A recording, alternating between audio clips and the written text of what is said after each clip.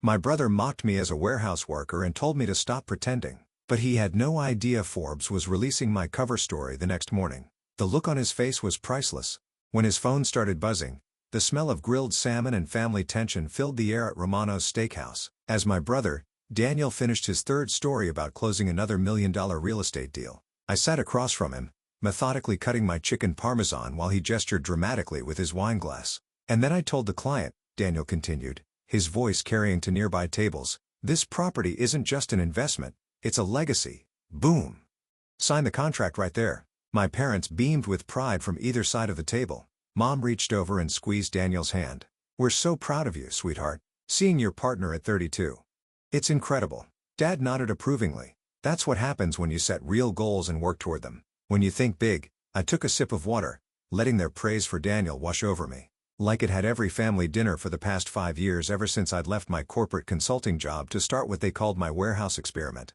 Speaking of thinking big, Daniel said, turning his attention to me with that familiar smirk, Jordan, how's the shipping business going?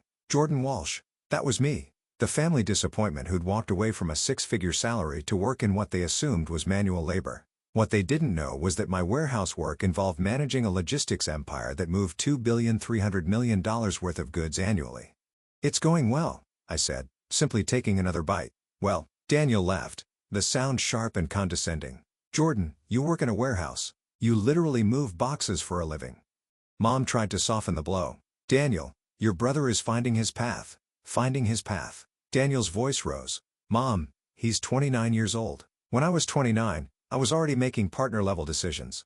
Jordan's still pretending that pushing freight around is some kind of career. I sat down my fork and looked at my brother. Same expensive suit, same perfectly styled hair, same attitude that had defined our relationship since childhood. Daniel had always been the golden child valedictorian, Harvard MBA, fast-track to success. I'd been the one who asked too many questions, took too many risks, thought too far outside conventional boxes. Stop pretending to be successful, Daniel continued, clearly enjoying his audience. You're just a warehouse worker. There's nothing wrong with honest work, but let's not dress it up as something it's not. I nodded quietly, checking my watch. 7:43 p.m. The Forbes article would go live at midnight Eastern Time.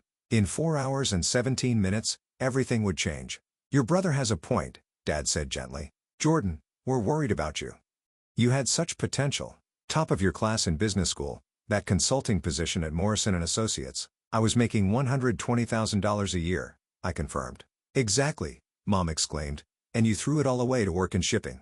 What I don't understand, Daniel said leaning forward, is why you keep acting like you're some kind of entrepreneur. You work for someone else. You punch a time clock. You're basically a glorified delivery guy. The waiter appeared to refill our water glasses, and I noticed him glance at me with recognition. You probably read the industry publications where my name had been appearing more frequently lately, but my family didn't read those publications. They were too busy celebrating Daniel's traditional success to notice anything happening outside their narrow definition of achievement. Daniel's right, Dad continued. It's time to be realistic about your future. You can't live in fantasy forever.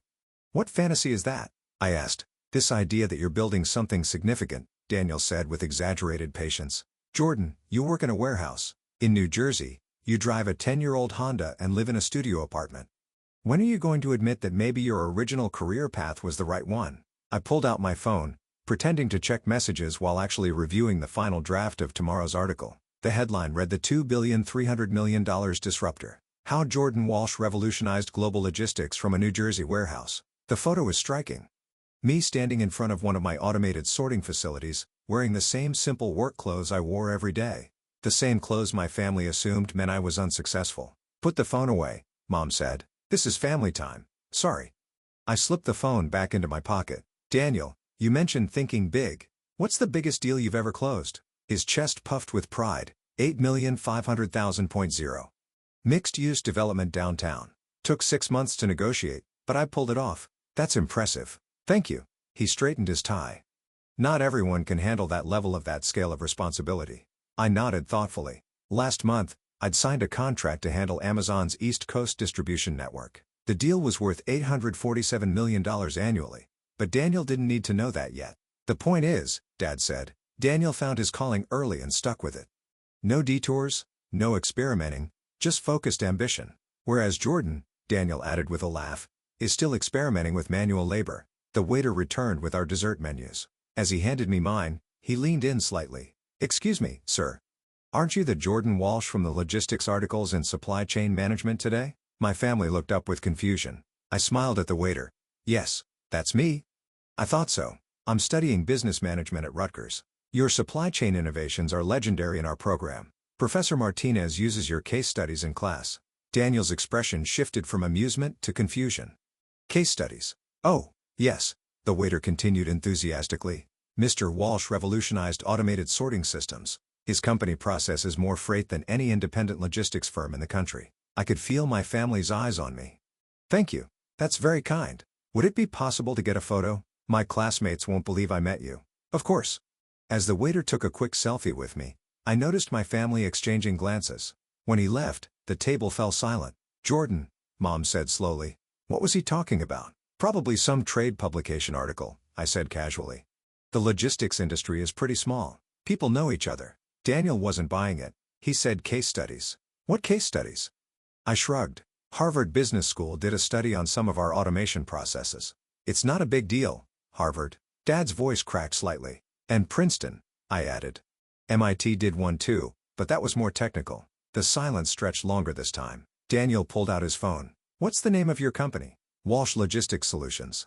I watched him type, his confident expression gradually morphing into something approaching shock. "This can't be right," he muttered, staring at his screen. "What?" Mom asked. Daniel turned his phone toward the table. "According to this, Walsh Logistics Solutions is valued at over $1 billion. That's probably just industry speculation," I said mildly. Dad grabbed the phone, scrolling frantically. "Jordan, this article says you own the largest automated warehouse network on the East Coast. Technically, the largest private network." I corrected. "Amazon's is bigger, but they're not exactly independent." My mother's wineglass froze halfway to her lips. "You own warehouses?" "Plural. 17 facilities across 8 states, I confirmed. Plus the distribution centers and the transport fleet." Daniel's face had gone pale. "Transport fleet. Trucks mostly. Some rail capacity. We're looking into drone delivery for the final mile, but that's still in development." The family stared at me like I just announced I was an alien, which given their assumptions about my life, probably wasn't far from how they felt. "How is this possible?" Mom whispered. "Well, when I left Morrison & Associates, I used my savings to buy a failing warehouse in Newark. The owner was behind on payments, needed a quick sale. I got it for $200,000. $200,000, Dad's voice was hoarse. "Where did you get $200,000 savings mostly?" "I lived pretty modestly during my consulting years, plus a small business loan." Daniel found his voice. "But that was 5 years ago. How did you go from one warehouse to this?" I smiled, remembering those early days. Automation. Everyone was doing logistics the same way they've been doing it for decades.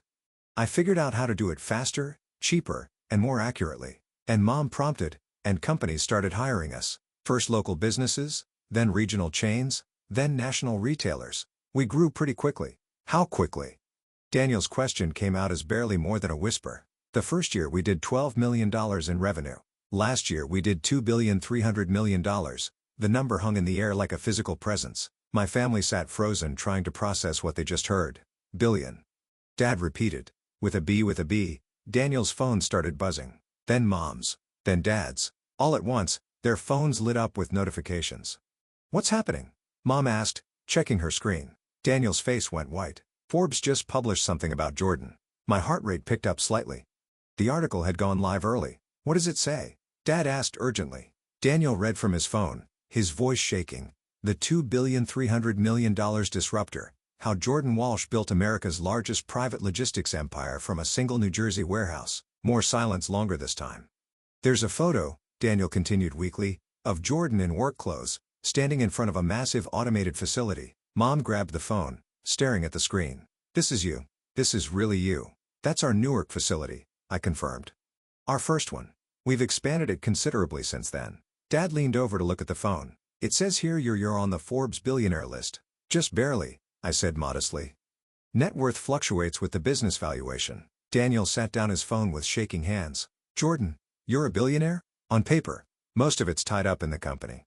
"Most of it." Mom's voice had gone up an octave. "While some of it, I do all right." The understatement of the century. Last month's dividend payment alone had been more than Daniel made in 2 years. "I don't understand," Daniel said, running his hands through his perfectly styled hair. You work in a warehouse. You drive an old Honda. You live in a studio apartment. I work in my warehouses because I like staying close to operations. I drive an old Honda because it's reliable and efficient. And I live in a studio apartment because I travel constantly for business and don't need much space. But the clothes, Mom protested. You always look like a warehouse worker? I smiled. Because I am a warehouse worker. I just happen to own the warehouses. Daniel's phone buzzed again. Then again and again. People are calling me, he said, staring at the screen. My colleagues, they're asking if I'm related to the Jordan Walsh from Forbes. Are you going to tell them yes? I asked. He looked at me like he'd never seen me before. I don't know what to say. You could start with an apology, Dad suggested quietly. Daniel flinched. Jordan, I'm sorry. We all are. We had no idea. No idea about what? That I was successful? That I built something meaningful? Or no idea because you never asked? The accusation hit home. I could see it in their faces. We thought we knew, Mom said weakly. We thought you were wasting my potential. I supplied. Throwing my life away? Being unrealistic about my future. More silence. For 5 years, I continued, every family dinner has been the same. Daniel talks about his success. You celebrate his achievements, and then you all take turns explaining why my life is a disappointment. We didn't mean it that way, Dad protested. Didn't you? Daniel just spent 20 minutes telling me I was pretending to be successful. He spent 15 minutes lecturing me about realistic expectations. Mom suggested I was finding my path, like I was some kind of lost child. Daniel's phone rang. He declined the call, but it immediately rang again. That's probably going to keep happening, I observed. The Forbes article is already trending on social media. Your friends are going to have questions. What do I tell them? He asked. Tell them the truth. Tell them your brother built a billion-dollar company while you were all telling him he was a failure. The words stung and I could see it, but they needed to sting. Jordan, Mom said carefully. We're proud of you. We always have been. Have you? Because this is the first time any of you have shown interest in my actual work. For 5 years, you've dismissed everything I've built as some kind of face. Dad cleared his throat. We made assumptions. We were wrong. Yes, you were. But the question now is, what are you going to do about it? Daniel looked up from his phone. What do you mean? I mean, do you want to have a real relationship with me? One based on who I actually am instead of who you assumed I was? Or do you want to keep pretending that your definition of success is the only one that matters? The waiter returned, probably drawn by the obviously intense conversation happening at our table. Is everything all right here? Can I get you anything else? Actually, I said standing up. Could you bring the check? I need to get going. Of course, Mr. Walsh. As the waiter walked away, my family stared at me. You're leaving? Mom asked. I have a conference call with our Singapore office in an hour. Different time zones make scheduling challenging. Singapore, Daniel repeated. We're expanding into Asian markets. Joint venture with 3 local firms should add about $800 million in annual revenue if the projections hold. I pulled out my wallet, a simple leather billfold that probably looked cheap to them, but had actually been custom-made by the same artisan who made wallets for Fortune 500 CEOs. Dinner's on me tonight, I said, placing my black American Express Centurion card on the table. Daniel's eyes widened. Is that a black card? Yes. Comes with the territory. The waiter returned with the check, saw my card, and nodded respectfully. Thank you, Mr. Walsh. I'll take care of this right away. As he walked away, I looked at my family. I want you all to understand something. For the past 5 years, I've been building something incredible. Something that employs over 8,000 people, serves hundreds of companies, and moves billions of dollars worth of goods every year. They listened in silence. And during that entire time, my own family has treated me like a disappointment, like someone who needed to be fixed, guided, or rescued from my own poor decisions. We didn't know, Mom said again. You didn't know because you never asked. You made assumptions based on appearances and never bothered to look deeper. The waiter returned with my card and a receipt. Thank you again, Mr. Walsh. It's been an honor. I signed the receipt, including a generous tip. Thank you. As I gathered my jacket, Daniel finally spoke. Jordan, what happens now? Between us, I mean. I looked at him, my older brother who'd spent his entire life believing he was more successful than me, only to discover that my warehouse job generated more revenue in a month than his real estate firm did in a year. That depends on you, Daniel. All of you. If you want to keep judging people based on superficial measures of success, then we probably don't have much to talk about. And if we don't, Dad asked, then maybe you'll take the time to actually get to know me, to understand what I've built and why it matters to see that success comes in many forms. And just because someone's path doesn't look like yours, doesn't mean they're headed in the wrong direction. I stood up straightening my simple button-down shirt, the same type shirt I wore every day to work. Whether I was checking inventory in a warehouse or presenting to Fortune 500 executives, my assistant will send you the Forbes article link. I said, read it, all of it. Then call me if you want to have an actual conversation about my life instead of a lecture about how I should be living it. As I walked toward the restaurant exit, I could hear their phones buzzing again.